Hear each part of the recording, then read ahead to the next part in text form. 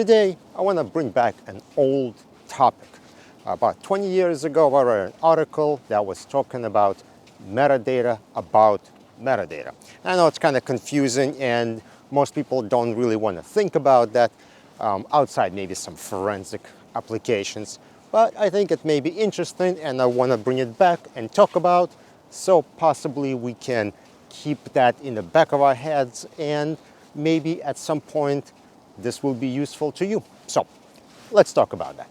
All right, so the article that I read 20 years ago talked about this. Let's say you have a computer that contains a bunch of files, you copy it over and you use it in e-discovery. And you rely on timestamps for those files. Well, the article said that you shouldn't rely on those timestamps because they may not be accurate to the real world.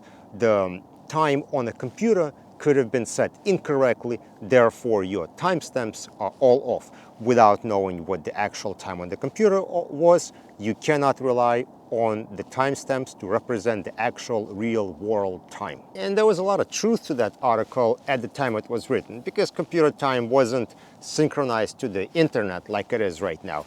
And people could have been changing it. Sometimes people would accidentally go to the calendar and they would try to look something up when they changed the computer date, or they were trying to get around some kind of copyright protection, so they would change their computer date. Or, the computers come default to Pacific time, so maybe somebody didn't change it. So there were reasons that could be true.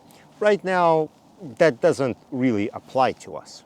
But let's take a more relevant example. So let's say this camera that I'm using to record this video.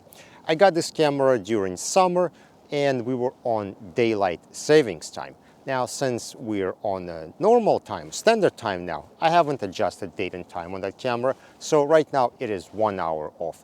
Do I care? No, absolutely not. It doesn't matter to me.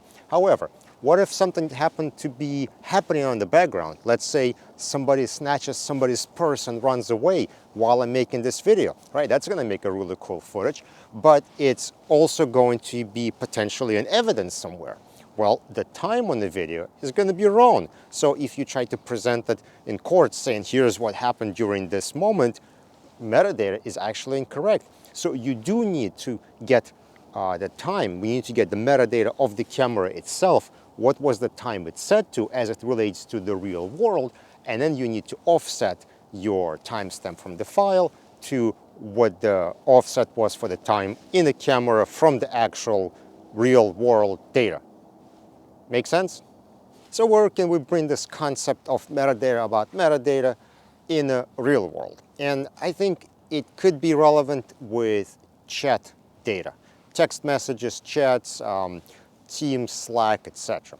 We often do not capture enough information about the chat conversation itself. We capture the messages themselves, but we don't know what's going on at the bigger picture. So let's say someone's part of a chat and chat on their phone is muted because that chat doesn't really apply to them. Maybe they were added, maybe they're working in IT, but they were added to accounting for some weird reason.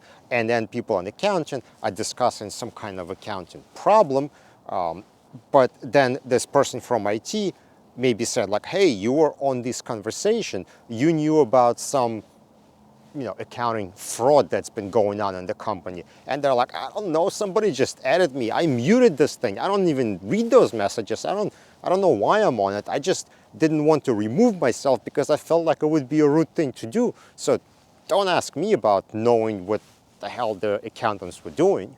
And along the same lines, it might be interesting to know who actually read the message because Microsoft tries to keep track of it in Teams, but whenever I export my own data, the read information is always incorrect. And I don't believe other chat systems use that application. So again, it could be used to prove whether somebody knew something or they didn't know. Another piece of information that would be interesting to know that does get captured by forensic software, but doesn't always get translated down the line is if a user is using multiple SIM cards or multiple phone numbers, or they have like multiple identities. Sometimes that information just doesn't get captured properly. Maybe what gets captured is what SIM card was installed at the time of acquisition of data, but not what was used throughout the year. Maybe the person was traveling to a different country and they were using different SIM card then, and so on. So I feel like that's another piece of information that in some cases would be interesting to preserve. And not just preserve on the forensic side in some kind of forensic image that no one can access, but make it accessible to reviewers, attorneys, and people who actually work with the data. So that's what I'm talking about more specifically. I'm not talking about having some kind of preserved forensic image stored somewhere that people do not have access to. Well, I hope this was interesting if it wasn't necessarily educational. Let me know what you think. Should we be concerned about metadata, about other metadata, or should we just kind of don't even worry about that and do what we've been doing all along? All right, please put your thoughts in the comment section below. Don't forget to follow on LinkedIn, subscribe on YouTube, and I will see you in the next video.